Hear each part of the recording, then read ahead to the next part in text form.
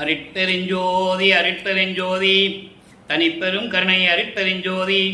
எல்லா உயிர்களும் இன்புற்று வாழ்க, வள்ளல் மலரடி வாழ்க வாழ்க, கொல்லாவிரதம் குவளை எல்லாம் ஓங்குக, நல்லோர் நினைத்த நலம் பெறுக, நன்றி நினைத்த எல்லோரும் வாழ்க இசைந்து. உலக மக்களே, அறிவார்ந்த அன்பர்களே, ஆண்மநேய ஒருமைப்பாடுடைய அன்பர்களே, அருட்பெருஞ்சோதி ஆண்டவருடைய திருவிளையாடல்களை பார்த்து கொண்டிருக்கிறோம். அருட்பெருஞ்சோதி ஆண்டவர் இந்த பிரபஞ்சத்திலே ஏராளமான திருவிளையாடல்கள் செய்திருந்தாலும் கூட கலியுகத்தினுடைய கடைசி கட்டத்தில், அதாவது 1823ஆம் ஆண்டு தொடங்கி 30/1/1874 இரவு 12 மணி வரையிலும் அருட்பெருஞ்சோதி ஆண்டவருடைய திருவிளையாடல்கள் தொடர்ந்து கொண்டிருக்கிறது. அதற்கான காரணம், ஏற்கனவே பிரபஞ்சத்துக்கு தோன்றிய யுகங்களும் 4 யுகங்களுக்கும் ஆயுள் காலம் உண்டு. அதே போல சமயங்களும் மார்க்கங்களும் உருவாகி மதங்களும் உருவாகிவிட்டன. இந்த சமயங்களையும் மார்க்கங்களையும் மதங்களையும் உருவாக்கியவர்கள் தங்களுடைய கர்த்தாக்களை உருவகப்படுத்தி ஆலயங்களை அமைத்து மக்களை வழிபட செய்து விட்டார்கள். இந்த நிலைகளெல்லாம் மாறும்போது, எல்லாவற்றுடைய ஆயுள் காலம் முடியும் போது உலக மக்களுக்கென்று ஒரு மார்க்கம் தேவை. அந்த மார்க்கம் சமரசமாக இருக்க வேண்டும்.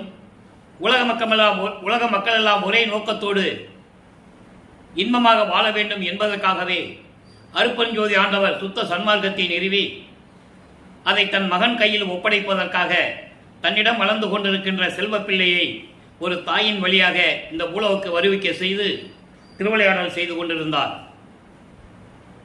அந்த நிலையில் வல்லப்பமானவர்கள் இந்த பூலோகத்திற்கு வருவிக்க உற்று 8 ஆண்டுகள் வரையிலும் அவர் யார் என்று தெரியாத நிலையில் இருந்து கொண்டிருக்கிறார்கள்.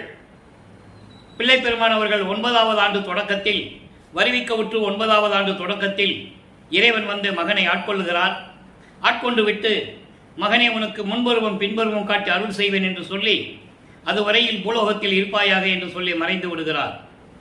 இறைவன் ஆட்கொண்ட பிறகு அவருக்கு ஞானம் பிறக்கிறது. அதன் பிறகு பாடல்களை பாடக்கூடிய வல்லமை அவருக்கு கிடைக்கிறது. இறைவனுடைய திருவிளையாடல் எப்படியெல்லாம் நடந்தது என்பதை அவருடைய ஞானத்தினால் அறிந்து கொண்டால், அதன் மூலமாக தான் திருவருள் முறையீடு என்ற பதிகத்திலே நமக்கு பாடல்களை அருளியிருக்கிறார்கள். திருவருள் முறையீடு மொத்தம் 232 பாடல்களை கொண்டது. இன்று நாம் பார்க்க வேண்டிய பாடல் 130வது பாடல்.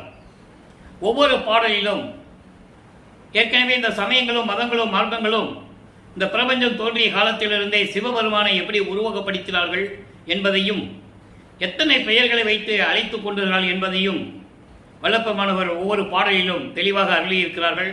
அதை பார்த்து கொண்டிருக்கிறோம். அதே நிலையில் தன்னுடைய மன துயரங்களையும் தன்னுடைய முறையீடுகளையும் இறைவனிடம் செய்கிறார். அதை தான் பார்த்து கொண்டிருக்கிறோம். 130வது பாடல், 1ஆம் திருமுறை, பதிகம் 6, திருவருள் முறையீடு. பாடல்களை கூறிதான் விளக்கத்தை கூற வேண்டும் என்ற கட்டாயத்தினால்தான் இதெல்லாம் விளக்கங்களை தந்து கொண்டிருக்கிறேன். திருவிளையாடல்களை கதையாகவோ கற்பனையாகவோ எடுத்து சொல்லலாம். ஆனால் திருவருட்பாவில் கூறப்பட்ட உண்மைகளை மக்களிடம் கொண்டு போய் சேர்க்க வேண்டும். வல்லப்பமானவர்கள் வருவிக்க விட்டு 202 ஆண்டுகள் ஆகிவிட்டது. அவருடைய இறைநிலையை, அவர் எப்படியெல்லாம் இந்த பூலோகத்திற்கு வருவிக்க உற்று இந்த பூலோகத்திலே எப்படியெல்லாம் இருந்தார் என்பதை மக்களிடம் சொல்ல தவறிவிட்டார்கள் என்பதில்தான் பாடல்களின் மூலமாக இந்த வள்ளலார் ஊழியர் உங்களுக்கு விளக்கி கொண்டிருக்கிறேன். பாடலை நல்லா கவனியுங்கள்.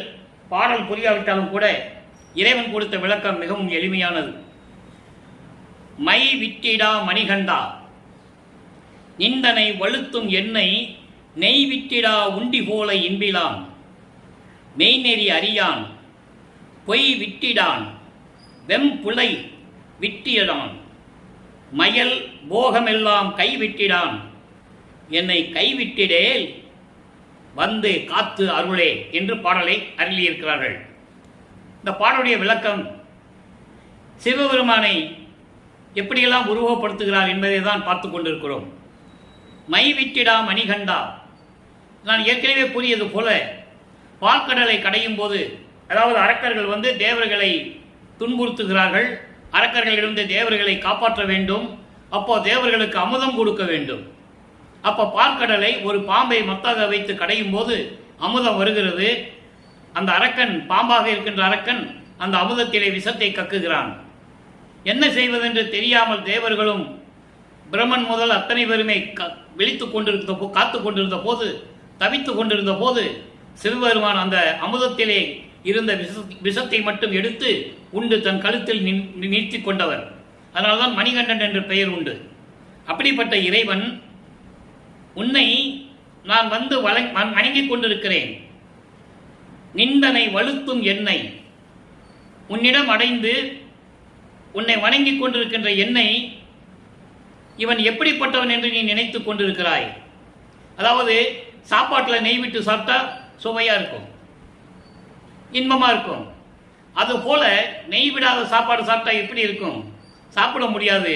அதுபோல இவன் இன்பிலான், இவன் அன்பு இல்லாதவன், மெய் நெறி அறியான், இவன் உண்மையான நெறிகளை அறியாதவன், பொய்களையே சொல்லிக் கொண்டிருக்கிறான், பொய்களை விடமாட்டேன் என்று சொல்லிக் கொண்டிருக்கிறான்,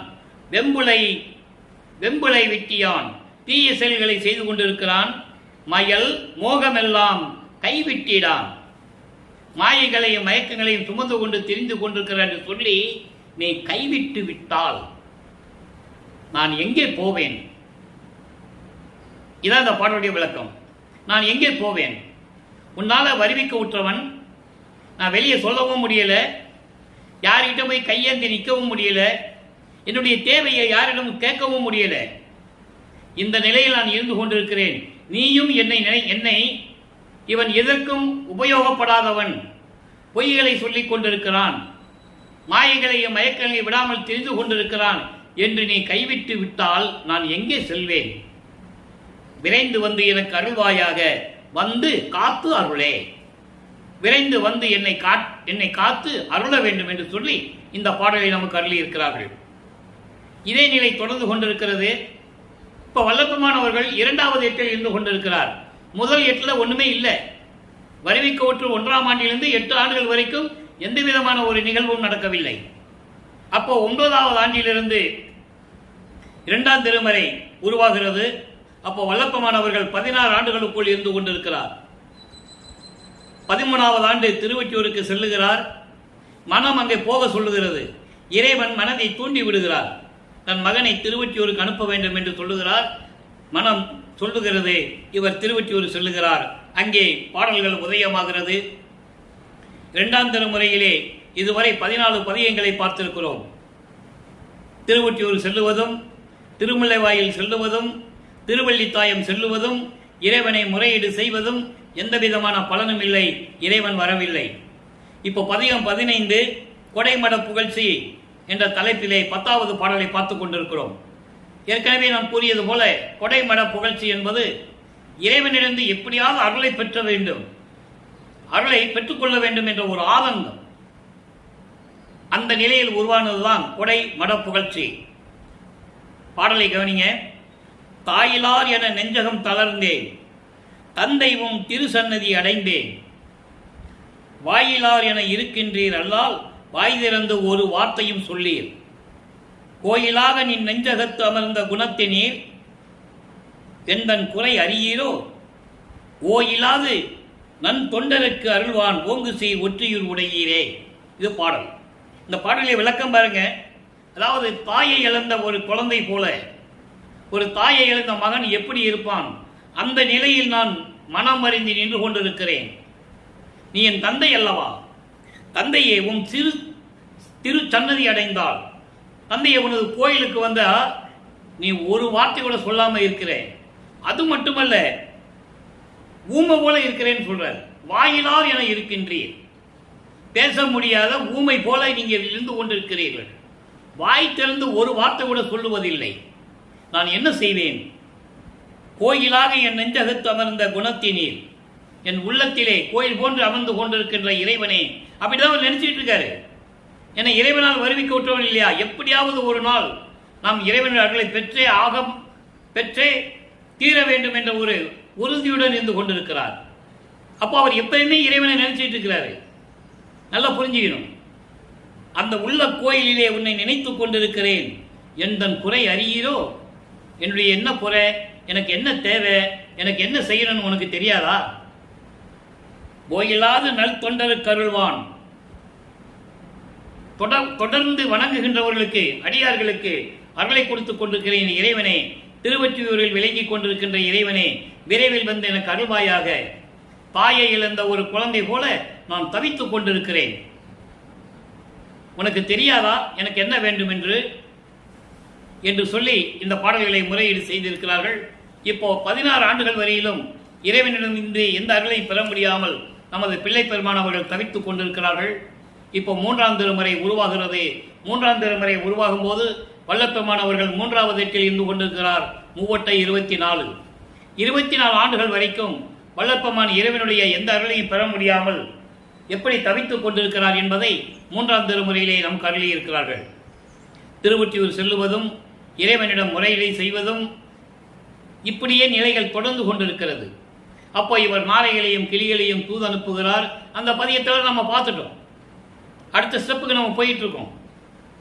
எந்த விதமான ஒரு நிலையும் ஏற்படாத நிலையில், மனம் ஒரு நிலையில் இல்லாத நிலையில், உலகிலே இருக்கின்றவர்கள் போல, உலகிலே இருக்கின்றவர்கள் சம்சாரிகள் ஏதாவது குடும்பத்தில் பிரச்சனை வந்ததுன்னா என்ன பண்ணுவாங்க? குறி கேட்க போவாங்க, ஜோசியம் கேட்க போவாங்க, ஏதாவது கோயிலுக்கு போய் பரிகாரம் தேடுவாங்க. நல்லா புரிஞ்சுக்கணும். இவர் ஒரு குறைத்த பெண்ணிடம் போய் குறி கேட்க போகின்ற ஒரு மனநிலையில் இந்த பாடலை நமக்கு அருளி இருக்கிறார்கள்.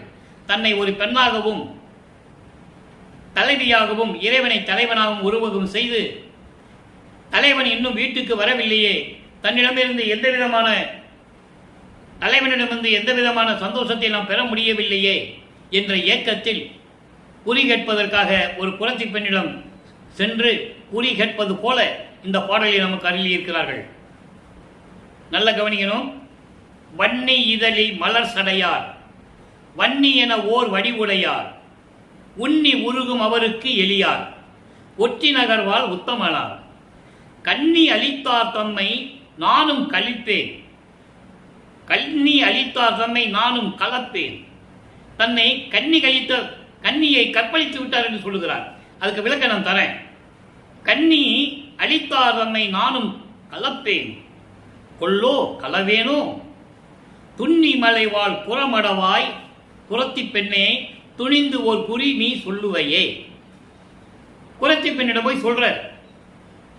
இப்படிப்பட்ட இறைவன் எப்படி?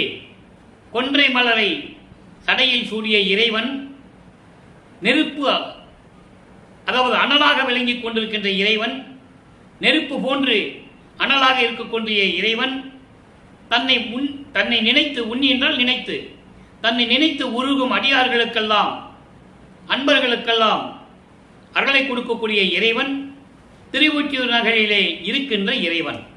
அவர் என்னை இந்த கன்னி அளித்தவர் தம்மை நானும் கலப்பேன் என்று சொல்லுவது, தன்னை ஒரு பெண்ணாக உருவப்படுத்தியதனால் என் கற்பை அளித்தவர், அவரை நான் கலக்காமல் விடமாட்டேன் என்று சொல்லுகிறார். இதை என்னன்னா, இறைவன் மீது காதல் கொண்டுள்ளார். இவரை முதலில் ஆட்கொண்டவர் இறைவன் என்று சொல்லுகிறார். அப்போ வல்லப்பெருமானவர்களுக்கு அருப்பெருஞ்சோதி ஆண்டவர் யாருன்னு தெரியாது, சுத்த சன்மார்க்கம் என்னன்னு தெரியாது அவருக்கு. நல்லா நீங்க கவனிச்சுட்டே வரணும். ஒரு தாயின் கருவறையிலே இருக்கும்போது என்னை ஆட்கொண்டவர், நான் குழந்தை பருவத்திலே இருக்கும்போது தில்லையிலே சிவதரிசனம், அதாவது சிதம்பர ரகசியம் காட்டியவர், அதன் பிறகு 9வது ஆண்டிலே என்னை ஆட்கொண்டவர். என்னிடம் யாரும் வந்து வரவில்லை, நான் இங்கே யாரிடம் போய் செல்லவில்லை. அதுக்குதான் கன்னி என்று சொல்லுகிறார். அதாவது கன்னினா புதியது, யார்கிட்டையும் போய் கலக்காதவர், யார்கிட்ட போய் நிற்காதவர், அதான் கன்னி என்று சொல்லுகிறார். கன்னி அளித்தவர் என்று சொல்லுகிறார். அப்போ 9வது ஆண்டில் ஆட்கொண்டதை சொல்லுகிறார். 9வது ஆண்டில் ஆட்கொண்டவரை சொல்லுகிறார். என் கன்னித்தன்மையை என்பது எனது சிறு வயதில் என்னை ஆட்கொண்டவர், அவரை நான் கலக்காமல் விடமாட்டேன், கலப்பேன். ஆனால் அது நடக்குமா என்களோ? அப்படி நடக்குமா? இல்லை நடக்காமலே போய்விடுமா? கலவேனோ? நான் இறைவனோடு கலந்து கொள்ளுவேனா? இல்லை என்றால் கலக்காமல் போய்விடுமா? புரத்தி பெண்ணே, உறுதியான ஒரு நிலையில், என் மனம் சாந்தமடையும் நிலையில், மனம் திருப்தியாகும் நிலையில் ஒரு குறி சொல்லுவாயாக என்று சொல்லி இந்த பாடலை அருளி இருக்கிறார்கள். உலக மக்களுக்கு இந்த பாடலின் மூலம் தெரிவிப்பது வல்லப்பெருமானவர்கள், உலக மக்களே, நான் இறைவனால் வருவிக்க உற்று 24 ஆண்டுகள் வரையிலும் இறைவனிடமிருந்து எந்த அருளை பெற முடியாமல் நான் துன்பப்பட்டு கொண்டிருக்கிறேன், துயரப்பட்டு கொண்டிருக்கிறேன். வேறு வழி எனக்கு தெரியவில்லை. யாரிடமும் சொல்லவும் முடியாது, யாரிடமும் எனக்கு இது தேவை என்று நிற்கவும் முடியாது, யாரை வணங்கவும் முடியாது. ஆகையினால் இந்த நிலையில் இருந்து கொண்டிருக்கும் போது சிறு வயதிலேயே என்னை ஆட்கொண்ட இறைவன், அவரோடு நான் கலந்து கொள்ளுவேனா, அவருடைய அன்பை பெறுவேனா, அவருடைய அருளை பெறுவேனா, இல்லை பெறாமலே போய்விடுமா என்று எனக்கு தெரியவில்லை. நான் இந்த நிலையில் இருந்து கொண்டிருக்கிறேன் என்று சொல்லி உலக மக்களுக்கு தெரிவிக்கிறார். ஏன்னா பாடல்களின் மூலமாக தெரிவித்துக் கொண்டிருக்கிறார். வெளியே சொல்லவும் முடியாது, நான் இறைவன் மகன் சொல்லவும் முடியாது. அந்த நிலையில் இருக்கும்போது 24 ஆண்டுகள் வரையிலும் எந்த விதமான அருளை பெற முடியாமல் இறைவனிடமிருந்து நமது பிள்ளை பெருமான் அவர்கள் தவித்துக் கொண்டிருக்கிறார்கள். இப்போ 4வது எட்டில் அடியெடுத்து வைக்கிறார். 4-8-32 வல்லப்பெருமான் அவர்கள் வருவிக்கவுற்று 32 ஆண்டுகளுக்குள் என்னென்ன நிலைகளெல்லாம் நடந்தது என்பதை பார்க்க போகிறோம். அதிலே 24 ஆண்டுகள் வரையிலும் எந்த விதமான பலனும் இல்லை, இறைவனிடமிருந்து எந்த விதமான அருளையும் பெற முடியவில்லை. இப்போ 25வது ஆண்டு தொடங்கி 32 ஆண்டுகளுக்குள், அந்த 8 ஆண்டுகளுக்குள் எப்படியெல்லாம் இறைவன் வந்து தன் மகனை ஆட்கொண்டு திருவிளையாடல் செய்தார், எப்படியெல்லாம் அருளை கொடுத்தார் என்பதை தான் நாம் பார்க்க போகிறோம். பதிகம் 2 4ஆம் திருமுறை அருள் பிரகாச மாலை 55வது பாடல். இந்த பாடலுடைய விளக்கம் பார்ப்பதற்கு முன்னால் 27வது ஆண்டில் வருவிக்கவுற்று 27வது ஆண்டில் தனக்கோடி அம்மையாருக்கு திருமாங்கல்யம் கூட்டி மோட்ச வீட்டை காட்டி விமோசனத்தை கொடுத்தவர். அந்த திருமணத்திற்கு பிரம்மன் திருமால் முதல் மாணவர்கள் எல்லாம் வந்து வாழ்த்த காத்து கொண்டிருக்கிறார்கள். இவர் பார்க்கிறார். மானிட பிறவிகளுக்கு தெரியாது இல்லையா? இவர் பார்க்கிறார், தன் தந்தையும் தாயும் வரவில்லை என்று மனம் கலங்குகிறார். அதுக்கப்புறம் தந்தை தாய் எப்படி வந்து மணமக்களை ஆசீர்வாதம் செய்தார்கள் என்பதை நாம் ஏற்கனவே பார்த்து விட்டோம். 2 குதிரை மாட்டின தேர்ல வருவாங்க, மணமக்களை வாழ்த்து விட்டு சென்று விடுவார்கள். அந்த நிலையெல்லாம் நம்ம பார்த்துட்டோம். இப்போ இந்த நிலை முடிந்த பிறகு, அந்த திருமண நிகழ்ச்சி முடிந்த பிறகு அது நடந்துதான் ஆகணும். ஏற்கனவே நிர்ணயிக்கப்பட்டது, விண்ணுலகத்திலே ஏற்கனவே நிர்ணயிக்கப்பட்டது. அதை பாடலிலே நாம் கூறி இருக்கிறார்கள். அந்த விளக்கத்தை எல்லாம் நம்ம பார்த்து விட்டோம். இப்போ அவர் ஒரு உறுதியான ஒரு முடிவுக்கு வருகிறார். ஒரு உறுதியான மனநிலையுடன் ஒரு முடிவுக்கு வருகிறார். இனிமேல் திருவொற்றியூரோ திருமுல்லைவாயிலோ திருவள்ளித்தாயத்துக்கோ எங்கேயும் போகக்கூடாது, வீட்டிலேயே உட்கார்ந்து கதவை சாத்தி தாப்பா போட்டுடணும். அந்த முடிவோட கதவை சாத்தி தாட்பால் போடுகிறார். இறைவன் அருப்பஞ்சாண்டவர் இதை பார்த்து விட்டார். இனிமேல் மகனுடைய கோபத்தை தாங்க முடியாது, அவர் துயரத்தை நீக்க வேண்டும், மன வருத்தத்தை நீக்க வேண்டும் என்று கருதி திருவழியாக நடந்து வருகிறார். எப்படிப்பட்ட திருவடிகள் திருவிழி நடந்து வந்தது என்பதை ஒவ்வொரு பாடலிலும் நமக்கு அருளியிருக்கிறார்கள். அந்த வகையில் இப்ப நாம் பார்க்க போகிறோம். 55வது பாடல். நான் தனித்து இருக்கும் தருணத்தை தோன்றுகின்ற துணையாய், நான் தனியா இடத்து எனக்கு தோன்றாது துணையாய். அதாவது நான் தனியா இருக்கின்ற நேரத்தில் என் முன் தோன்றி எனக்கு துணையாக இருக்கின்ற இறைவன். அதோடு மட்டுமல்ல, நான் இல்லாத இடத்திலும் கூட தோன்றாத நிலை. தோன்றாத நிலை என்பது அருவம், உருவம் அருவம் இரண்டையும் கூறுகிறார். உருவமாகவும் அருவமாகவும் விளங்கிக் கொண்டிருக்கின்ற அந்த இறைவன் ஏன்று அருளும் திருவடிகள், ஏன்றும் அருளும் திருவடிகள், இப்படி நிலையால் இருந்து கொண்டு இருக்கின்ற அவருடைய திருவடிகள் வருந்த நடந்து அருளி. அப்படிப்பட்ட திருவடிகளாம், அப்படிப்பட்ட அருளுடைய திருவடிகள் நடந்து வந்த அருளி நான் உறையும் இடத்து அடைந்து, நான் இருக்கும் இடத்தை அடைந்து கதவு திறப்பித்து. கதவு திறப்பித்து அண்டர்லைன், முக்கியமான வரியதான். இவர் போய் திறக்கல, அவருக்கும் தெரியும் கதவை தட்ட திறக்க மாட்டான்னு தெரியும்.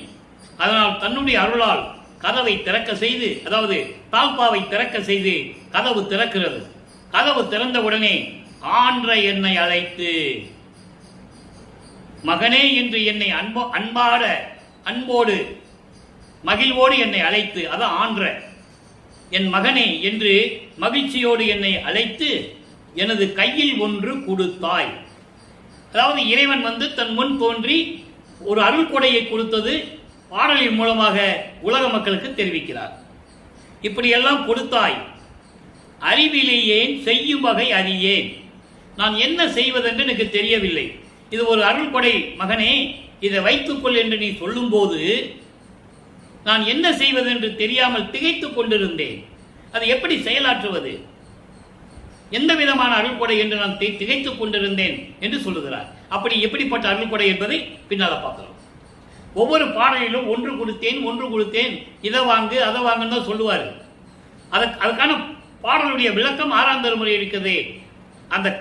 அந்த கண்டினியூட்டி, அந்த கண்டினியூஷன் 6ஆம் திருமுறையில் இருக்குது. நம்ம பார்க்க போறோம் எந்தெந்த பாடல்ல அந்த அருளை பற்றி சொல்லுகிறார் என்பதை பார்க்க போகிறோம். இப்போ அருள் கொடையை ஒன்று கொடுத்துட்டார். நின் கருணை ஈன்றவற்றும் இல்லை என நன்கு அறிந்தேன். நின் கருணை ஈன்றவற்றும் இல்லை என நன்கு அறிந்தேன். உலகில் அதாவது யாரும் பெற முடியாதவர்களுடைய இந்த அருள் கொடையை எனக்கு கொடுத்து விட்டாய் என நான் அறிந்து கொண்டேன்.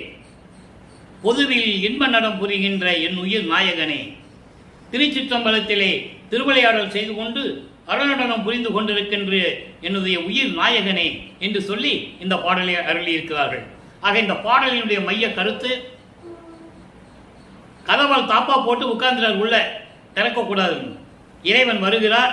இறைவன் வந்து அவருடைய அருளால் கதவை திறக்க செய்து மகனை அங்கு அழைத்து, வா மகனை, இந்த அருள் கொடையை பிடிச்சுக்கொண்டு சொல்லி கையில கொடுக்கிறார்.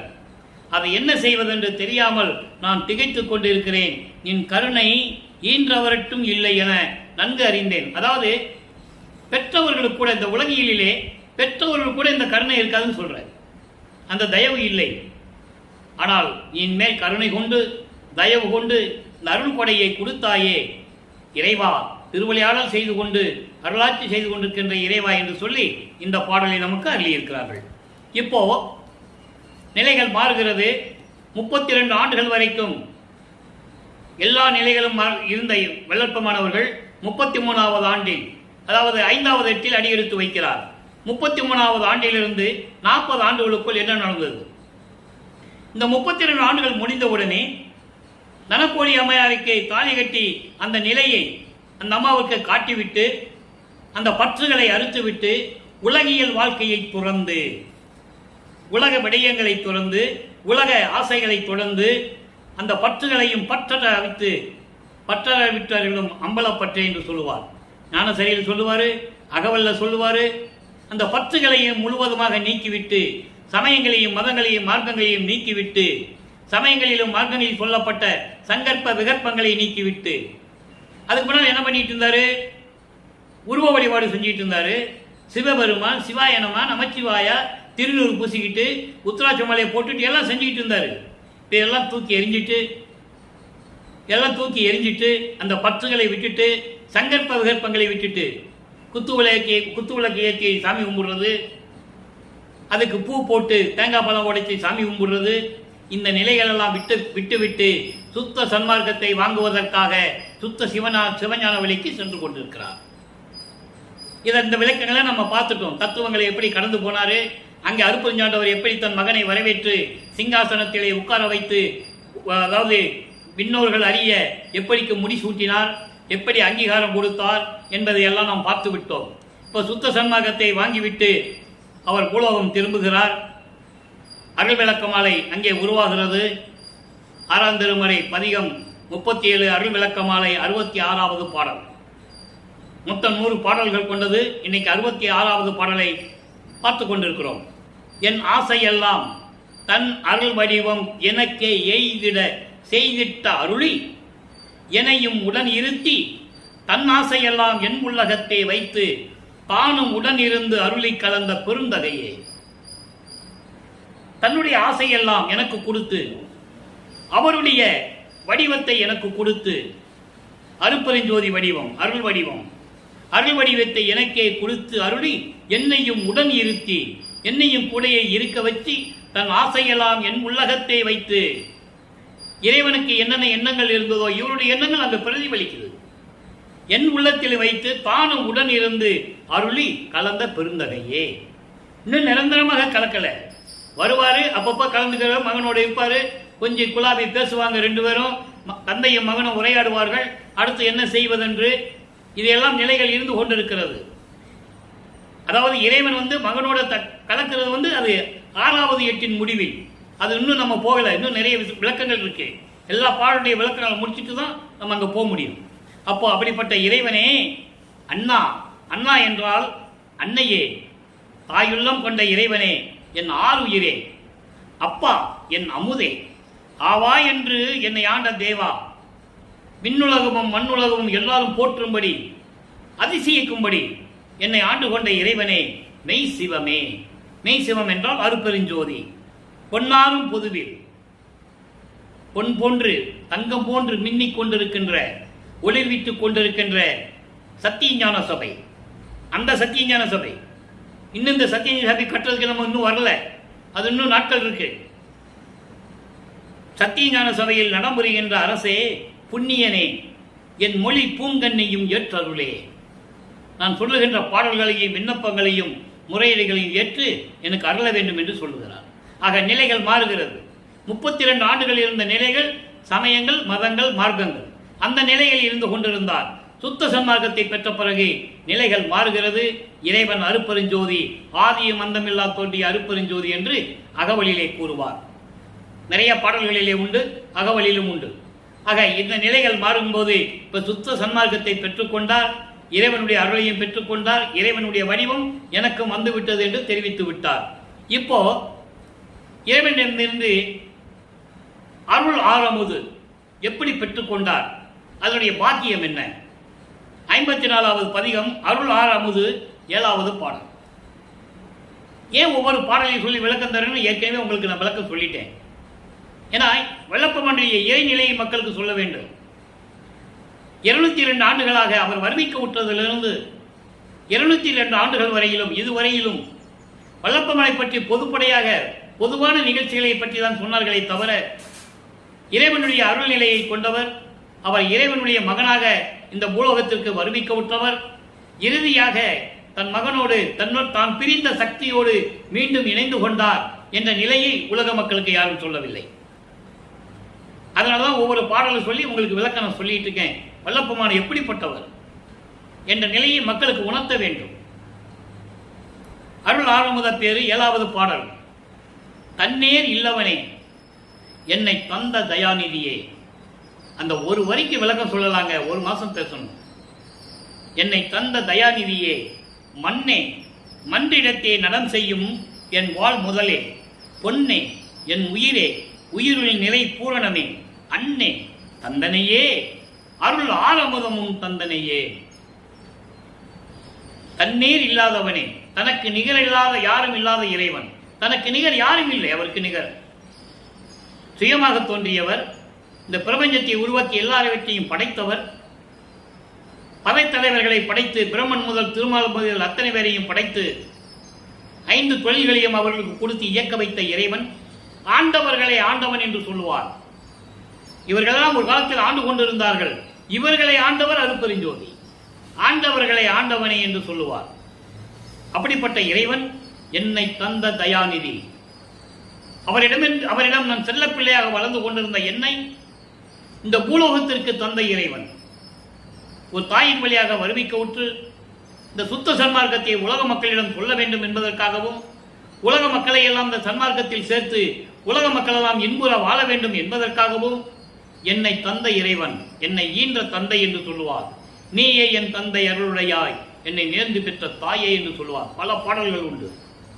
அகத்தை கருத்து புறத்தை வெளுத்திருந்த உலக அனைவரையும் சதத்தை திருத்தி சன்மார்க்கத்தை அடைவித்திட அவரும் இகத்தை பரத்தை பெற்று மகிழ்ந்திடுவதற்கென்றே என்னை உகத்தே இறைவன் வருவிக்க உற்றேன், அருளை பெற்றேனே. ஏன் அருளை பெற்றேன் என்று சொன்னதுக்கெல்லாம் நான் விளக்கம் ஏற்கனவே கொடுத்திருக்கேன். ஏன் அருளை பெற்றேன் என்று சொன்னார்? அவர் ஏற்கனவே இறைவன் மகனாக இருந்து கொண்டிருந்தவர். பூலோகத்திற்கு வந்ததனால் உலக மக்களுக்கு தெரியப்படுத்த வேண்டும்.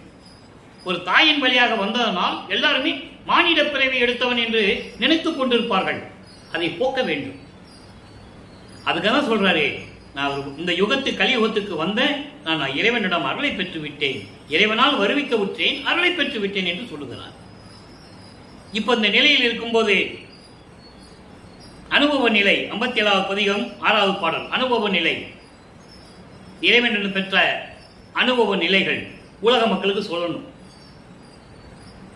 புத்தி அஞ்சேல் சற்றும் என் நெஞ்சமே, மனதிடம் சொல்லுகிறார். நீங்க இந்த மனதிடம் சொல்லுவது 1ஆம் திருமுறையும் சரி, 2ஆம் திருமுறை, 3ஆம் திருமுறை வரைக்கும், 4ஆம் திருமுறை வரைக்கும் நிலைகள் வேறையா இருக்கும். இங்கே சுத்த சன்மார்க்கத்தை பெற்ற பிறகு மனதிடம் என்ன சொல்லுகிறார், உள்ளத்திடம் என்ன சொல்லுகிறார், அதை அப்படியே உலக மக்களுக்கு எப்படி சொல்லுகிறார்? புத்தி அஞ்சையில் சற்றும் என் நெஞ்சமே, மனமே புத்தியை கலங்க விடாதே, பயப்படாதே, பயப்படாதே மனமே, சிற்பொது தந்தையார், சிற்றவையை விளங்கிக் கொண்டிருக்கின்ற எனது தந்தை அருப்பெருஞ்சோதி நித்தியம் சேர்ந்த நெறியில் செலுத்தினர். தன் மனதிடம் சொல்லுகிறார், மனமே அஞ்சாதே,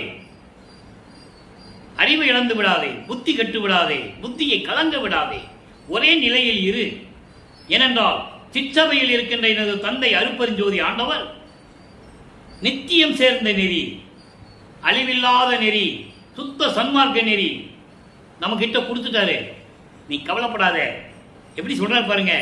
மனதிடம் சொல்லுகிறார். மனதிடம் சொல்லுவது போல உலக மக்களுக்கு தெரிவிக்கிறார்.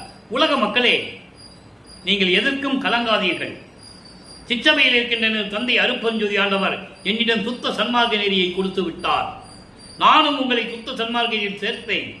சுத்த சன்மார்க்க நெறிகளை கடைபிடித்து உங்களுக்கு எல்லா நன்மைகளையும் கொடுப்பேன், எல்லா அருளையும் கொடுப்பேன், செல்வங்களை கொடுப்பேன் என்று சொல்லுகிறார். சுத்த நெறியில் செலுத்தினர். நீ இனி நன்முத்தியும், நல்லா கவனிக்கணும், அற்புதமான இடங்கள்லாம் இருக்கு. நீ இனி நன்முத்தியும் ஞானமே சித்தியும் பெற்று முயங்கிடுவாய்.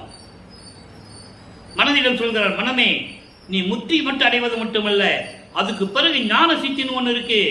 வேற யாருக்கும் தெரியாது, எனக்கு தான் தெரியும் சொல்றார். அதுக்கான உதாரணமான பாடல்களை கொடுக்க போறேன்.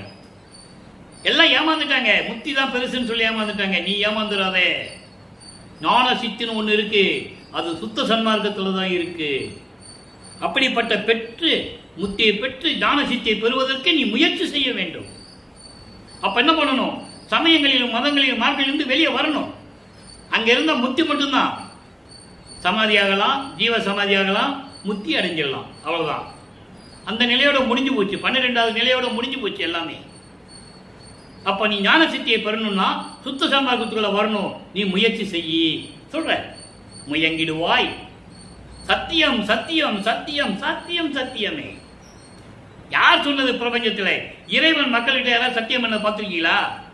மனுஷன் சத்தியம் பண்ணிக்குவான், மனுஷன் இறைவன்கிட்ட சத்தியம் பண்ணுவான். ஆனா இறைவன் மக்கள்கிட்ட சத்தியம் பண்றாரு. வளர்ப்பமானவர்கள் இறைவன் ஏன் சத்தியம் பண்ணாரு? அவங்களை எப்படியாவது திரித்திடணும், எப்படியாவது அறியாமையை போக்கணும், எப்படியாவது இந்த மதங்களிலும் மார்களில் இருக்க சடங்குகளை விட்டு அவங்களை வெளியே வர சொல்லணும், சுத்த சன்மார்க்கத்தை நிறைய கொடுக்கணும் சொல்றாரு. அதனால சொல்றாரு, உலக மக்களே, உங்களுடைய அறிவை கலங்கப்படுத்தாதீர்கள், கலங்காதீர்கள், நிலையாக இருங்கள். காரணம், என் தந்தை அழியாத எனக்கு சுத்த சன்மார்க்க நெறியை கொடுத்து விட்டார்.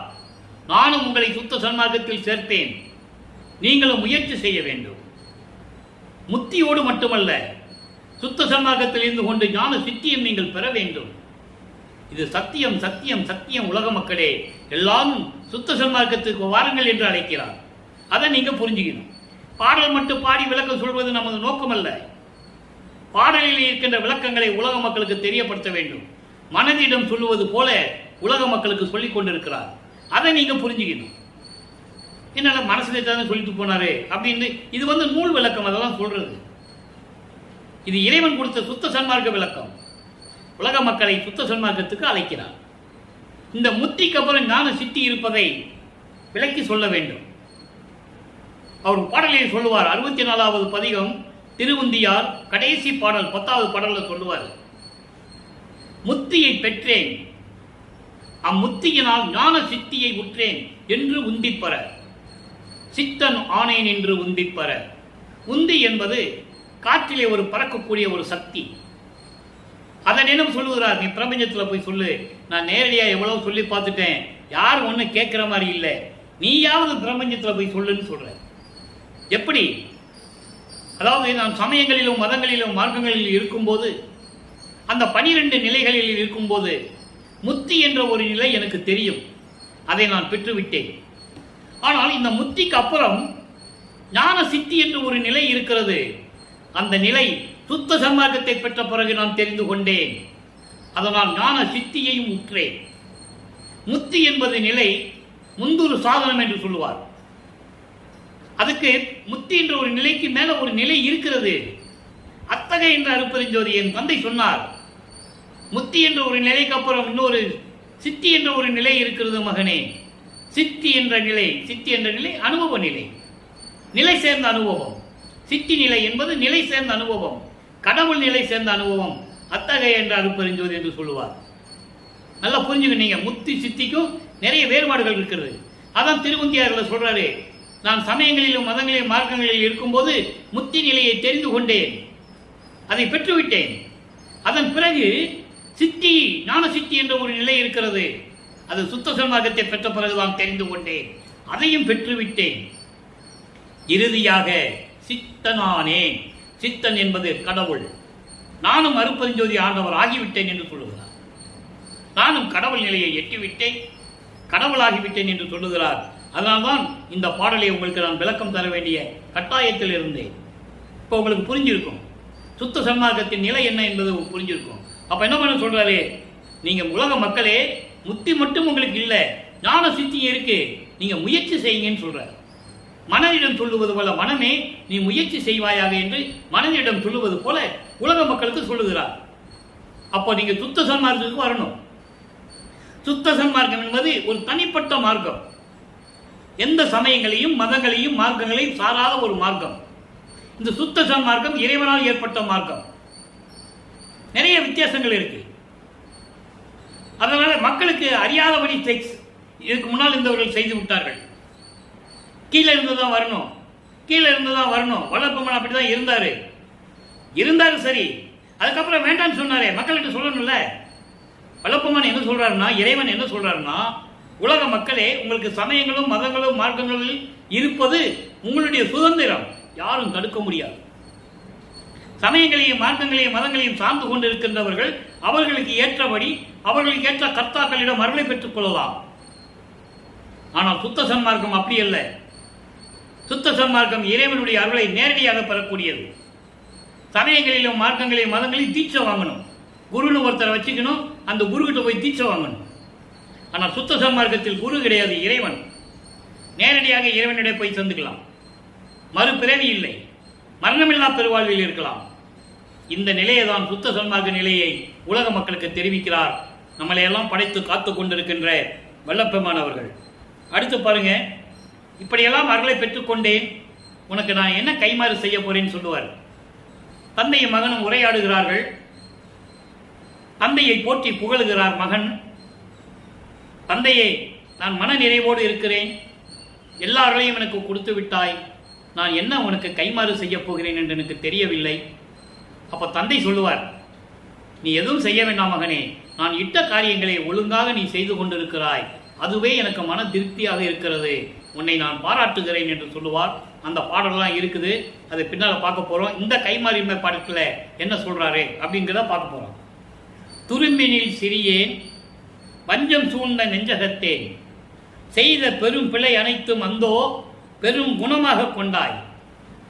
அரும் பொருள் என்ன? அரும் பொருள் என்ன? வேதம் ஆகமம் வலுத்துகின்ற கரும்பினில் இனியாய் உன்றன் கருணையை என்னென்பேன் அந்தோ. நான் என்ன கைமாறு செய்ய போறேன் உன் கருணைக்குன்னு சொல்றாரு. எப்படி சொல்றாருன்னா, துரும்பை விட நான் சிறியவன், தன்னை தாழ்த்திக் கொள்ளுகிறான். துரும்பை விட நான் எளிய நிலையில் இருந்து கொண்டிருந்தவன், வஞ்சகம் நிறைந்த மனம் கொண்டிருந்தவன்.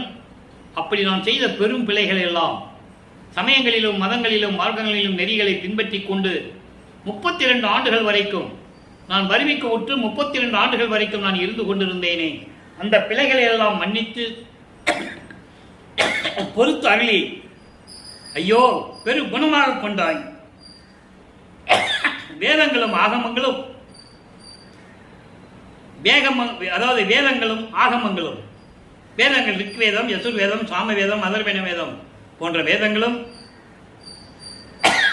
மன்னிக்கவும் ஆகமங்கள் நூல்களும் உன்னுடைய அருள் பெருமையை என்ன என்று தெரியாமல் உன்னை வணங்கிக் கொண்டிருக்கிறார்கள். வளர்த்துகின்ற அப்படிப்பட்ட இறைவனே,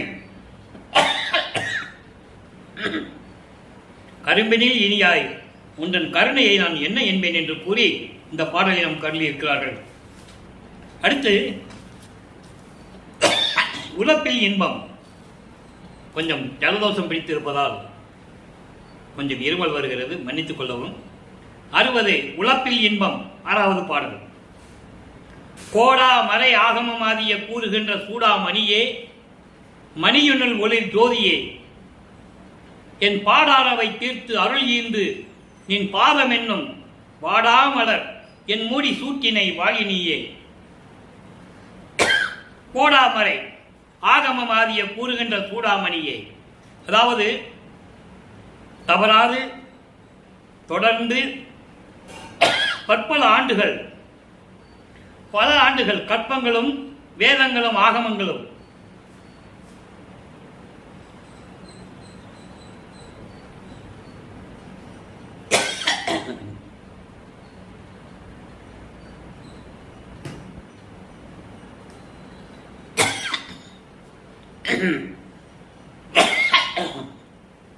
கோடாமரை ஆகமமாதிய கூறுகின்ற சூடாமணியே, அதாவது தவறாது தொடர்ந்து பற்பல ஆண்டுகள் வேதங்களும் ஆகமங்களும் முதல் எல்லாருமே உன்னை வணங்குகின்ற சூடாமணியே, மணியுள் ஒளிர் ஜோதியே, அருப்பெருஞ் ஜோதியே, என் பாடானவை தீர்த்து என் துன்பங்களை எல்லாம் தீர்த்து அருள் ஈந்து நின் பாதம் என்னும் வாடாமலர் என் முடி சூட்டினை, உன் திருவடிகளை என் தலைமையில் வைத்து எனக்கு அருளி செய்தாய் என்று சொல்லுவார். என்றும் இல்லாத அளவிற்கு இன்று சளி பிடித்து விட்டதனால் கொஞ்சம் டிஸ்டர்ப், வேற ஒன்றும் இல்லை. வாடாமலர் என் முடி சூட்டினை, அதாவது அவருடைய திருவடிகளை இவர் தலையில் வைத்து ஆசீர்வாதம் செய்ததை கூறுகிறார். அதை ஏற்கனவே நம்ம பாடலில் பார்த்துருக்கோம். ஒரு திண்ணையில் படுத்திருப்பார், அருப்பறிஞர் என்று வருவார். இவருக்கு தெரியும் தந்தை வருகிறார் என்று தெரியும், மகனுக்கு தந்தை வருவார் என்று தெரியும். சும்மா ஒரு திருவிளையாடல், ஒரு டிராமா நடக்குது அங்கே, நாடகம். அவர் படுத்திருப்பார் வள்ளற்பெருமான், இவர் அந்த பக்கம் படுத்து அருப்பறிஞாண்டவர் அவருடைய தலையை தூக்கி தலை மேலே வைப்பார். இவர் தட்டி விடுவார், மறுபடியும் தலை மேலே வைப்பார். அப்புறம் தலைமுடியில் வைப்பார்ல, தலை மேலே வைக்கிறத இவரால் எடுக்க முடியாது. அப்போ எந்திரிச்சுக்குவார். 2 பேர் சந்தோஷமாக மகிழ்ந்து பேசிக் கொள்வார்கள். அந்த விளக்கங்களை நம்ம பார்த்துருக்கோம். அப்படிப்பட்ட உன்னுடைய திருவடியை என் முடி மீது சூட்டி எனக்கு ஆசீர்வாதம் கொடுத்தாய், அருளை கொடுத்தாய், வாழி நீயே என்று சொல்லி இந்த இன்பத்தை கூறுகிறார். அதாவது இந்த பாடலுடைய சுருக்கம் என்னவென்றால், ஏற்கனவே பிரபஞ்சம் தோன்றிய காலத்திலிருந்தே, இந்த வேதங்களும் ஆகமங்களும் தோன்றிய காலத்திலிருந்து இடைவிடாது உன்னை வணங்கிக் கொண்டிருக்கிறார்கள், வணங்கிக் கொண்டிருக்கின்றன. வேதங்களும் ஆகமங்களும் வணங்கிக் கொண்டிருக்கின்றன. எப்படி? சூடாமணியே, மணியுள் ஒளி ஜோதியே, இப்படியெல்லாம் உன்னை வணங்கிக் கொண்டிருக்கிறார்கள். அப்படிப்பட்ட இறைவன், நீ என்னுடைய பாடானவை, என்னுடைய துன்பங்களை எல்லாம் தீர்த்து அருள் ஈந்து நின் பாதம் என்னும் வாடாமலர் என் முடி சூட்டினை வாழினியே என்று கூறுகிறார். அடுத்து 61வது பதிகம் செய்பணி விளம்பல். அதாவது எல்லாரையும் பெற்றுக்கொண்டார். இப்போ நான் என்ன பண்ணி செய்யணும்னு உங்கள் அப்பாட்ட கேட்குறாரு. அவங்க அப்பாட்ட கேட்குறாரு, செய்பணி வினவல். இழிவை தவிர்த்து சிறியேன் தன் எண்ணம் முழுவதும் அழித்து, சிறியேன் எண்ணம் முழுவதும் அழித்து அருளி, தெளிவே சிற்றம்பலவா நின் செல்வ பிள்ளையாக்கினாயே, ஒளிவே வடிவு பெற்று ஓங்கி உடையாய் உன்பால் வளர்கின்றேன், தளிவே நினது புகழ் பாடி ஆடும் வண்ணம் சாற்றுகவே. இதனுடைய விளக்கம் பாருங்க. இழிவே தவிர்த்து என்று இழிவு நிலைகளை எல்லாம் நீக்கி, துன்பங்களை எல்லாம் நீக்கி, இந்த மகனின் எண்ணத்தில் என்ன இருக்கின்றது என்று நினைத்து அறிந்து அதை முழுவதும் அழித்து அருளி, எண்ணிய நான் எண்ணியவாறு என கருளும் தெய்வம் என்று சொல்லுவார். அருள் ஜோதி நிலை 6ஆம் திருமுறையிலே 47வது பதிகத்திலே 5வது வரியில சொல்லுவார். அது எண்ணிய நான் எண்ணியவாறு என கருளும் தெய்வம். அதே மாதிரி அருட்பெருஞ்சோதி அகவல்லையும் சொல்லுவார். எப்படி எண்ணியது என் மனம் இங்கு எனக்கு, அப்படி அருளிய அருட்பெருஞ்சோதி. எப்படி என் மனம் விளைந்தன, அப்படி அருளிய அருட்பெருஞ்சோதி எல்லாம் சொல்லுவார். அதை தான் சொல்றாரு. இந்த மகனின் எண்ணத்தில் என்ன இருக்கிறது என்று அறிந்து அதை முழுவதும் எனக்கு அழுத்தி அருளி எனவே ஆட்கொண்ட இறைவனே, தெளிவே, அருப்பெரும் ஜோதியே, சிற்றம்பலவா, நின் செல்வப் பிள்ளையாக்கினாயே. அடுத்து சொல்வார் பாருங்க, ஒளி வடிவாய், ஒளியே வடிவாய் பெற்று ஓங்கி உடையாய், அருப்பெருஞ்சோதி வடிவிலே இருக்கின்ற என் அருப்பெருஞ்சோதி இறைவனே, உன்பால் நான் வளர்கின்றேன். இது ஒரு வரி போதாதா? இறைவனுடைய மகன் அருப்பெருஞ்சோதி ஆண்டவர் என்றும், அவரிடம் செல்வ பிள்ளையாக வளர்ந்து கொண்டிருக்கிறார் என்றும் தெளிவாக நமக்கு அருளியிருக்கிறார்கள் என்பதை நீங்கள் உணர்ந்து கொள்ள வேண்டும். தளிவே, தளிவை என்பது ஞான சபையில், அங்கே திருச்சிற்றம்பலத்திலே சுத்த சிவஞான வெளியில் இருக்கின்ற ஞான சபையிலே ஒளிவிட்டுக் கொண்டிருக்கின்ற இறைவனை, நின் புகழ் பாடி ஆடு மன்னும் சாற்றுகவே. உனது புகழை சொல்லி உன்னை வணங்கி நான் எப்படியெல்லாம் செயலாற்ற வேண்டும் என்பதை நீ கூறுவாயாக, அதன்படி நான் செய்கிறேன் என்று சொல்லுகிறார். வருவித்த வண்ணமும் நானே, நல்ல சொல்லுவார், வருவித்த வண்ணமும் நானே, இந்த மாநிலத்தை செய்யும் வண்ணமும் நானே, தானே தெரிவித்து அருளுற்றிப்பாரி திருச்சிற்றம்பலத்து திருநடஜோதி பாடல். நான் எதற்காக வருவிக்க விட்டேன் என்பதையும், வருவிக்க விட்ட பிறகு நீ கொடுத்த அருளாற்றலை கொடுத்த பிறகு எப்படியெல்லாம் இந்த பிரபஞ்சத்தை நீ இயக்க வேண்டும் என்று சொல்லி எனக்கே தெரிவித்து என்னை ஆட்கொண்டாயே என்று அந்த பாடலிலே சொல்லுவார். அதை இங்க சொல்லுவார். அதை இங்க சொல்றாரு, நின் புகழ் பாடி ஆடு மன்னம் சாற்றுகவே. அடுத்து கடைசியாக ஒரே ஒரு விளக்கம், 125வது பாடல், ஆடிய பாதம் 13, பாடல் 13. நல்ல கவனிங்க, எளிமையான வார்த்தைகள், எளிமையான விளக்கங்கள். எண்ணியவாறே எனக்கு அருளும் பாதம், எண்ணியவாறே எனக்கு அருளும் பாதம், இரவா நிலையில் இருத்திய பாதம், புண்ணியர் கையுள் பொருளாகும் பாதம், பொய்யர் உள்ளத்தில் பொருந்தாத பாதம். நல்ல கவனிங்க, எண்ணியவாறே எனக்கு அருளும் பாதம். நான் எப்படி நினைத்தேனோ அப்படியெல்லாம் எனக்கு அருளை கொடுத்த இறைவன். இறைவா நிலையில் இருத்திய பாதம், பாதம் இறைவனுடைய திருவடியை சொல்லுகிறார்.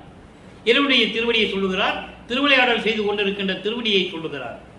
இரவா நிலையில் என்னை இருத்திய பாதம், மரணமில்லா பெருவாழ்வில் எனக்கு கொடுத்த பாதம், பெற்றேன் என்றும் பிறவாமை இரவாமை வேதந்த விந்தே இறைவன் என்னை உற்றை கலந்தான், பெற்றேன் என்றும் இரவாமை வேதந்த விந்தே இறைவன் என்னை உற்றை கலந்தான், நானும் அவனை உற்றை கலந்தேன் ஒன்றானோம் என்று சொல்லுவார்.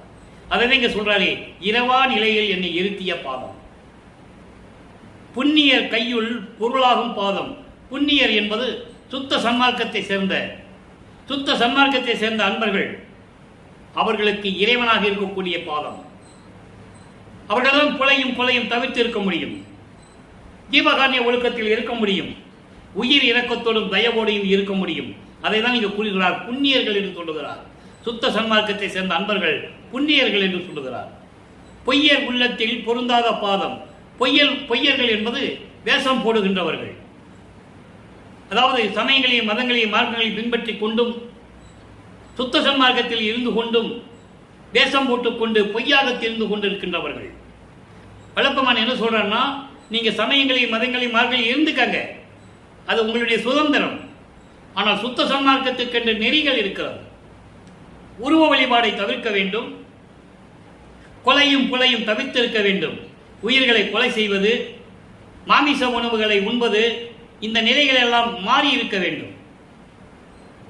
உயிர் நேயத்தோடும் இரக்கத்தோடும் இருக்க வேண்டும், ஜீவகாரண ஒழுக்கத்தில் இருக்க வேண்டும். இந்த நிலைகள் எல்லாம் சுத்த சன்மார்க்கத்தின் நெறிகளிலே முக்கியமானது. அந்த நெறிகளில் இருக்கின்றவர்களிடம் இறைவன் இருப்பார். கொல்லா நெறியை, அதாவது கொல்லார் தம்மை விரந்தம்மை கொண்டார் தம்மை, அதாவது உயிர்களை கொல்லக்கூடாது என்ற உறுதி எடுத்துக்கொண்டவனை இறைவன் தள்ள மாட்டாராம். கொல்லா விரந்தன்னை கொண்டார் தம்மை தள்ளானை, கொலையும் தள்ளாரை தழுவானை. தெளிவாக சொல்லுவார் பாடலிலே. கொலையும் தவிர்க்காமல் அருப்பெருஞ்சோதி ஆண்டவரை வணங்கினால் இறைவனுடைய அருள் கிடைக்காதுன்னு சொல்றார். கொல்லா பிறந்தன்னை கொண்டார் தம்மை தெளிவா சொல்றார். அதை அப்ப அந்த நிலத்தில் இருக்கின்ற பொய்யர் உள்ளத்தில் இல்லாத இறைவன் என்று சொல்லிக் கொண்டிருக்கிறார். எனவே அன்பர்களே, இன்றைய பாடலுடைய விளக்கம் இத்துடன் முடித்துக் கொள்ளலாம் என்று கருதுகிறேன். மீண்டும் நாளை அருப்பெருஞ்சோதி திருவிளையாடலை மிக விரிவாக பார்க்கலாம். நீங்களும் சுத்த சன்மார்க்கத்தில் இணைந்து இறைவனை வணங்கி இறைவனுடைய அருளையும் செல்வங்களை எல்லாம் பெற்றுக்கொண்டு இந்த வையகத்திலே நீங்கள் வாழ்வாங்க வாழ வேண்டும் என்று வாழ்த்தி இந்த வள்ளலார் ஊழியன் விடைபெறுகிறேன். மீண்டும் நாளை சந்திப்போம். நன்றி, வணக்கம். அருட்பெருஞ்சோதி அருட்பெருஞ்சோதி தனிப்பெரும் கருணை அருட்பெருஞ்சோதி. மீண்டும் நாளை திருவிளையாடல் அருட்பெருஞ்சோதியுடைய திருவிளையாடல் தொடரும். கண்டு மகிழ்ந்து இறைவனுடைய ஆசியை பெற்றுக் கொள்ளுங்கள்.